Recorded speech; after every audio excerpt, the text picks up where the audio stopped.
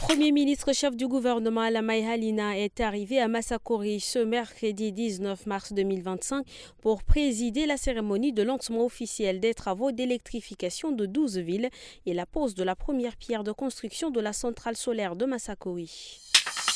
Son Excellence Oumar Tegen Idibé Berdé, ambassadeur extraordinaire et plénipotentiaire de la République du Tchad auprès des Émirats arabes unis, a présenté ce jour 18 mars les copies figurées de ses lettres de créance à son Excellence M. Oumar Al-Shamsi, secrétaire général du ministère des Affaires étrangères des Émirats arabes unis. La cérémonie s'est tenue au siège du ministère des Affaires étrangères à Abu Dhabi.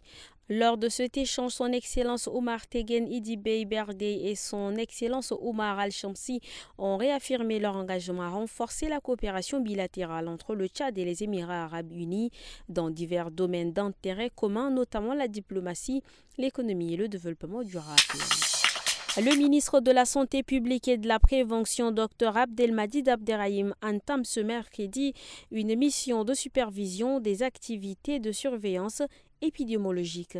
À la tête d'une délégation, le chef du département de la santé publique et de la prévention est arrivé ce matin à Massakori, chef-lieu de la province du Hadjar-Lamis. Il a été accueilli à son arrivée par le délégué du gouvernement auprès de la dite province, Ahmad Kardeyo Hissène. Aussitôt arrivé, le ministre s'est entretenu avec le délégué du gouvernement auprès de la province. Après cette rencontre, le ministre et sa délégation ont visité l'hôpital provincial de Massakori pour s'enquérir de l'état de fonctionnement de cette structure sanitaire et toucher du doigt les conditions de travail du personnel de santé. Des responsables de l'Office national de sécurité routière au Nazaire ont été reçus ce 18 mars par le vice-président du Conseil supérieur des affaires islamiques, Abdeldaïm Abdallah Ousmane. Pendant cette rencontre, le directeur général adjoint de l'ONASER, Hassan Ibrahim Guéré, a demandé l'implication des leaders musulmans dans la vulgarisation du nouveau code de la route. Nous ressortons satisfaits des échanges parce que les oulémas ont marqué leur accord. Ils vont ainsi utiliser toutes les thématiques qui sont dans ce nouveau code. Ils ont souligné l'importance du code dans la prévention des accidents, surtout en cette période de Ramadan où les usagers sont souvent très pressés pour aller rompre le jeûne, déclare-t-il.